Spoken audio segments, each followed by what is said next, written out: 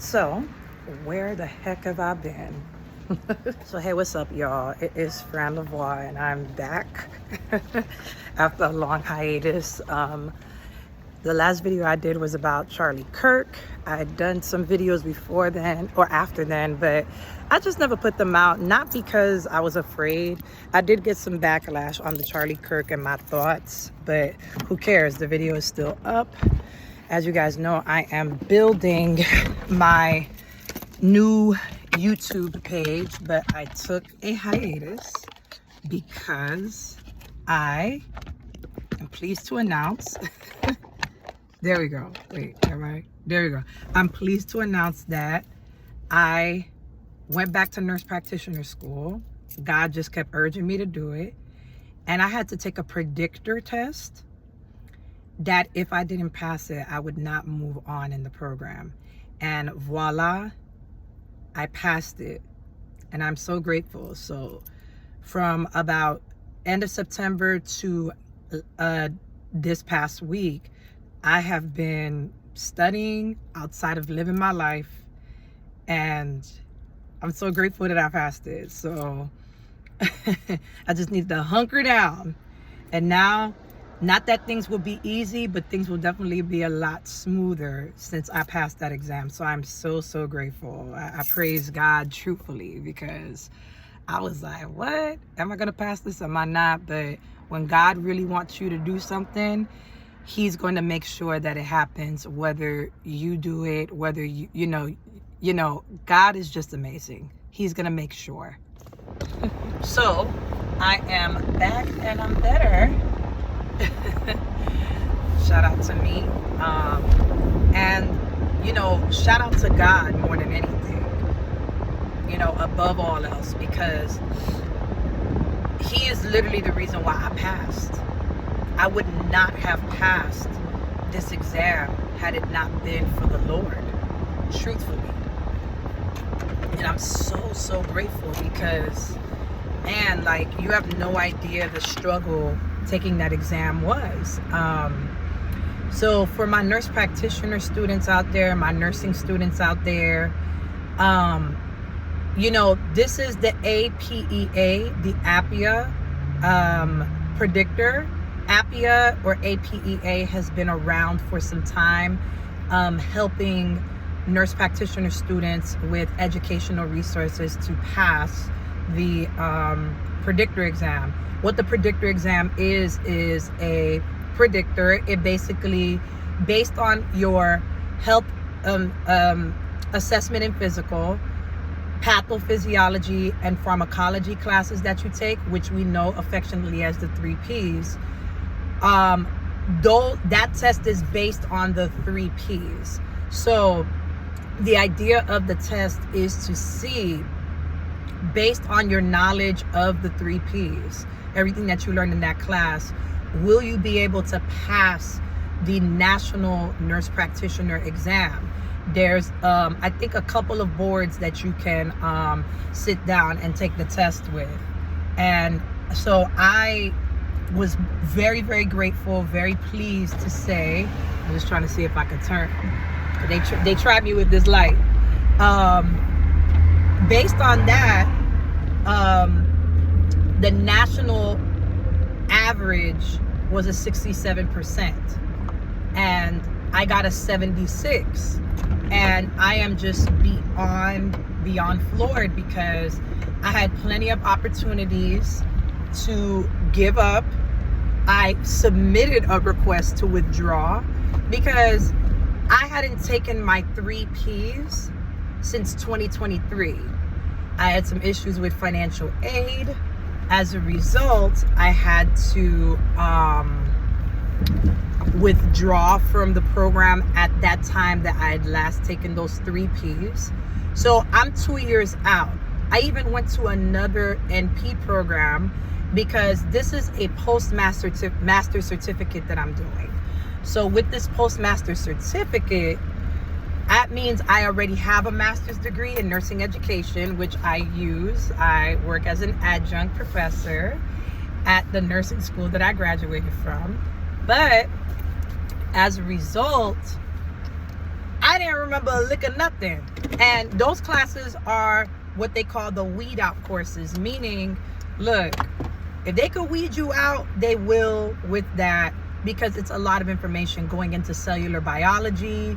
It really goes into the depths of, you know, how everything works and how disease process works and how you assess it and how drugs affect the body based on all of that. It's all married together.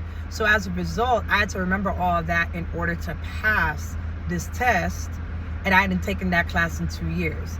Luckily for nursing, and luckily for the type of nursing that I've done, and luckily because I'm just a geek, I had knowledge on the information. But of course, the biggest hurdle is answering the questions and doing critical thinking.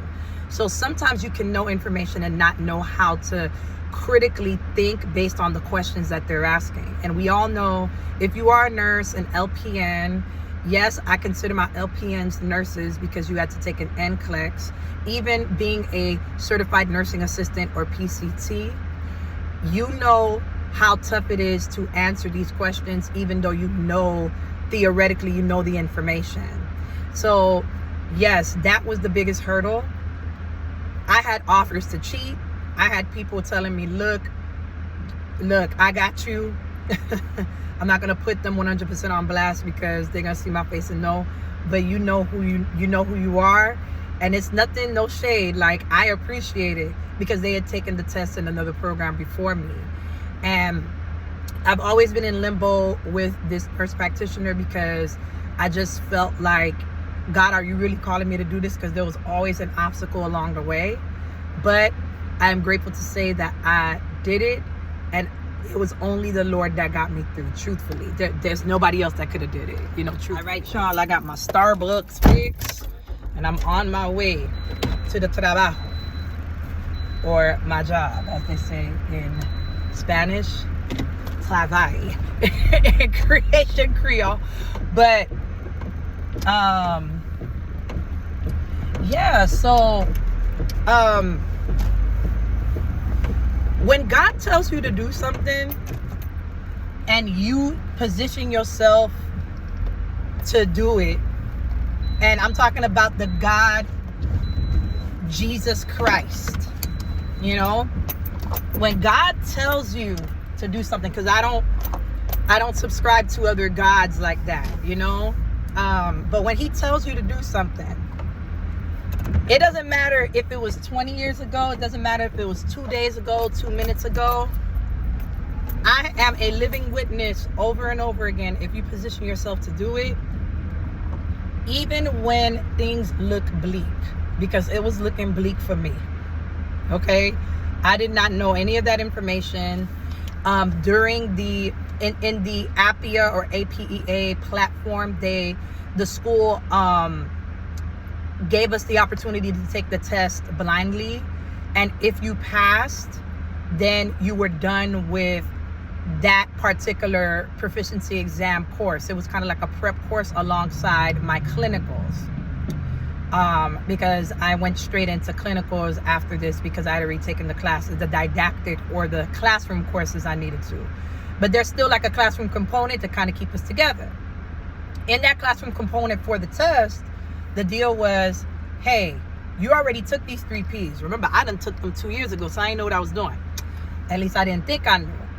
Then they said, look, if you pass this during week 2 on the first try, we're going to open up the test for you to pass it, or to pass or fail it.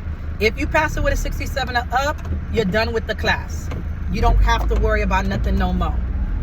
But if you don't pass it, then the class was about 7 weeks. We took the test in week 2. So we had roughly 5 weeks to study. And what they did was that they ordered the Q banks. So the APEA, APEA Q banks, I'm saying the condensed name and I'm breaking down the acronym just in case people know it either way. Those Q banks are designed for you to answer random questions based on the 3 Ps. They even do mock exams. The test itself was 90 questions, but they would give you 150 question mock exams in each principle of the 3 Ps. So that means you got 150 of pharm, 150 of patho, 150 in health and physical assessment. All in all, I calculated, and I might be wrong, the random question section between all 3 was over 2,400 questions. So there were 2,400 odd questions that we could randomly test on. There were like subject or system-based questions. There were all types of availability there. I was getting a lot of them questions wrong. Okay? I was getting them questions wrong. Okay? I was wrong. I was very wrong. And that's why I just felt like, man, I can't do this. Not to mention, during my clinical, because remember, the proficiency exam is one component of this semester that I just went through. Then I had to do my clinical decision-making clinical.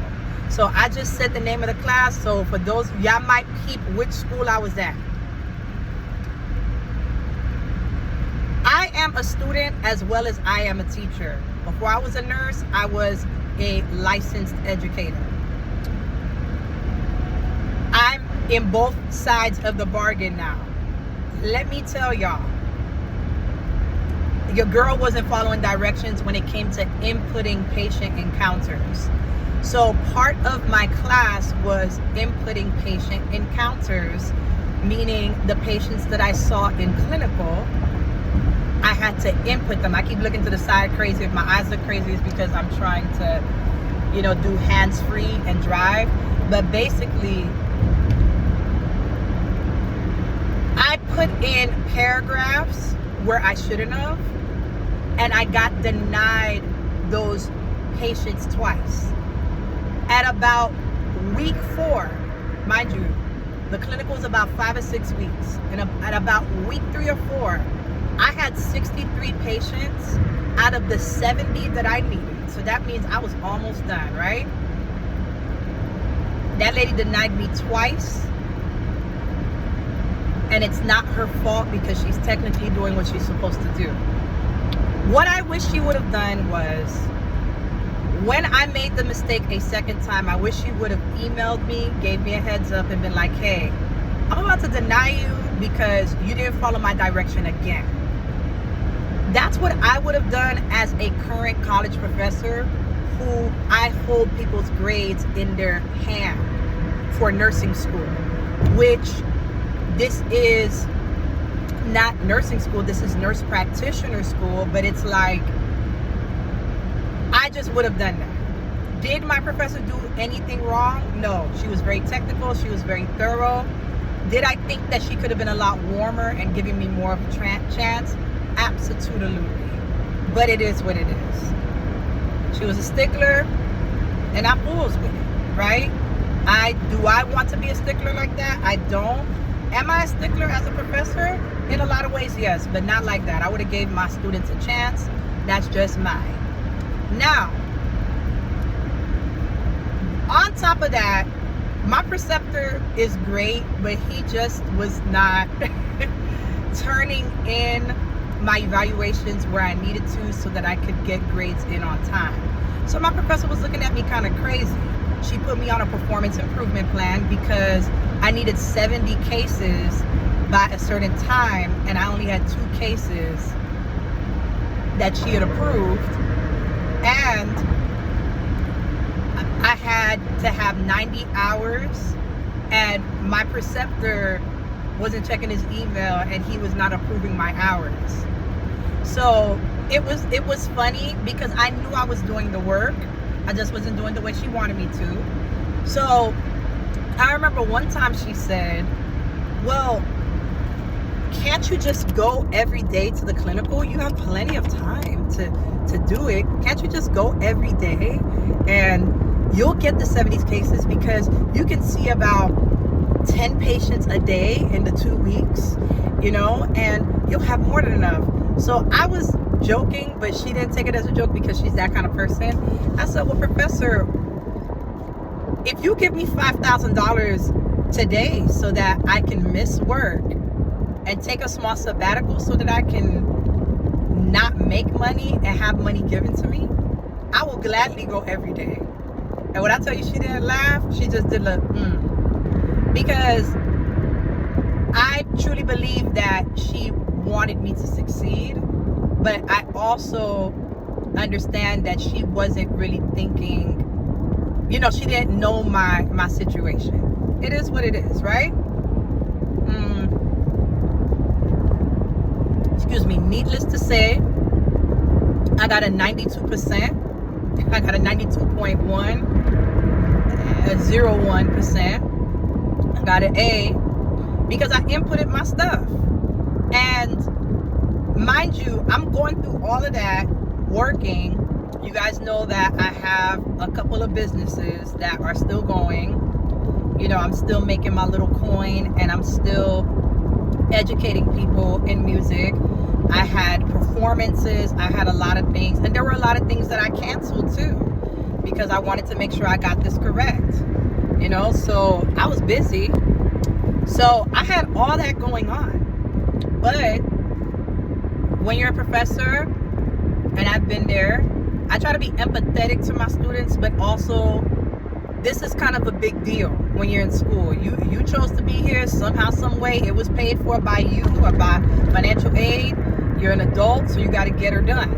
So that's just what it was.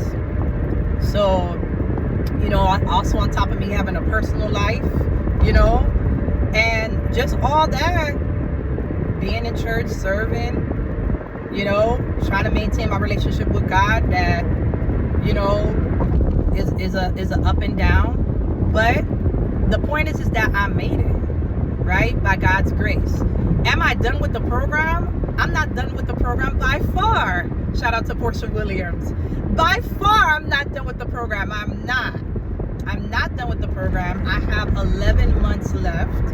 But what I did in this semester by passing the predictor was a huge, huge milestone.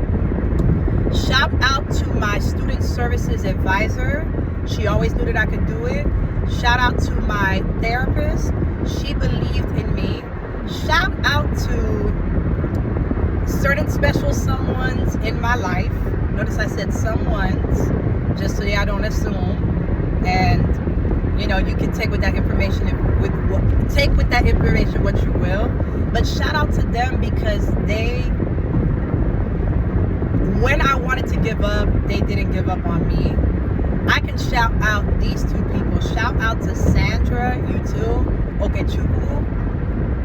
That is my very best friend in the entire world. Thank you for being like that force and believing in me. She is currently in pharmacy school, killing the game. She is in the last half of her 3rd year. She is a wife and a mother, and she is killing it. Shout out to your Lane. Salazar Small.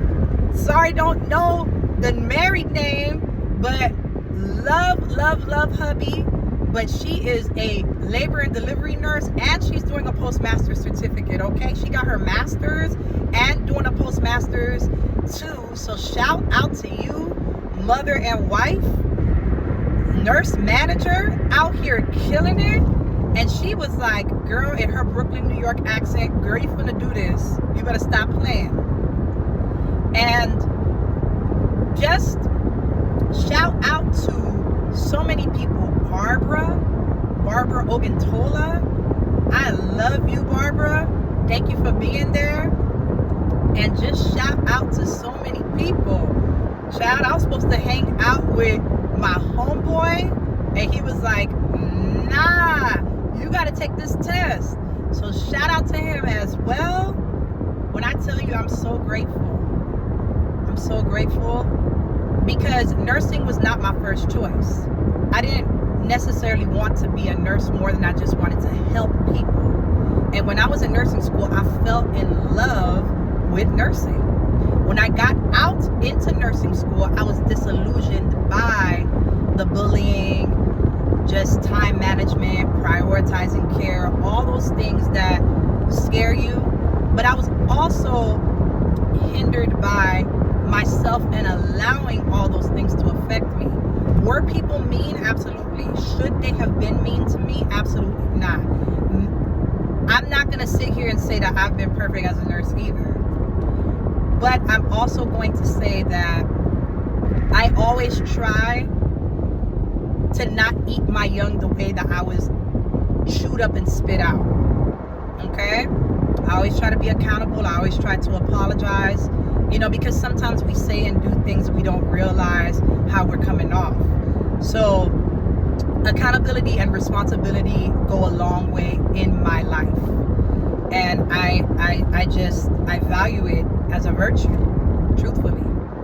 But I did it, and prepare to be sick of me.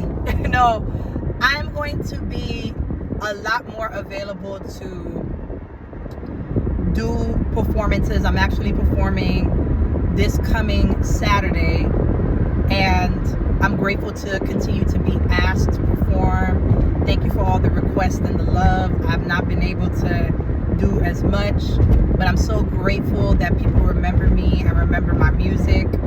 Also, I am able to share my thoughts on things again, and I am super excited to continue doing that. So if you are on a nursing journey, preferably a nurse practitioner journey, if you are a nursing student hoping to become a nurse practitioner one day, and it might not even be nurse practitioner, you might want to be a nurse administrator, you might want to get your master's in that, or nurse educator, which I did first, which is my love. I love that. The nurse practitioner I love too, because not only am I able to educate people, I'm able to treat them with what I've educated them with. Meaning that if I have a diabetic patient, for example, they have a new onset of diabetes, whether type 1 or type 2, based on testing, based on clinical observation, not only do I educate them on diabetes, what to do and how to do it, I can actually prescribe treatments for them that will help them alongside the education I gave. And that is probably the big reason why I did it. It kind of like gets the circle. It kind of like completes the circle. There's one more thing that I'm going to do after this program that will complete the circle, and it might be in research, whether I do clinical practice research or I do scientific research to kind of marry everything all together. That's either me getting my DNP, my PhD, or both, right? And it really brings me the joy to do that, because I feel like God called me to nursing in order to serve, in order to help. As a matter of fact, I'm on my way to my bedside job right now to serve and to help. And even though it was not the first thing that I could have done, even though I went through challenges, even though I gave up a lot of times, here I am, a full 13 going on 14 years later, still doing this thing, and doing it in a way that God gave me the free will to do in my terms. I went through so much because of myself, false doctrine, and how I was like over spiritualizing things, and we will get into all of that. And because it's not just nursing, there's a lot of other things in my life that I over spiritualized, I under spiritualized, and just really being not worried about what people think about me internally, but worried and wanting to prove that I wasn't what people thought so much that it got in my way, instead of just letting people do. I think the biggest reason why I let it get in my way is because I didn't want to miss out on any opportunities as a result of what people thought. You can call it opportunistic if you will, but how many of you guys can relate to that? You don't, I could give a rat's you know what about how people feel about me, but my emotions and my feelings lent to that, and it mirrored me being so preoccupied But it was really me wanting to make sure that if I'm going to come into, let me just speak on nursing because it's across the board, but in nursing, if I'm going to come into nursing, and I know that I need the help and I know that I need the support, but people think I can't do it because of their perceptions, because they don't want to give me a chance to stand the third, they could easily just say, let her go or whatever, you know what I'm saying? And I've been there and I've done that. I've been in that situation.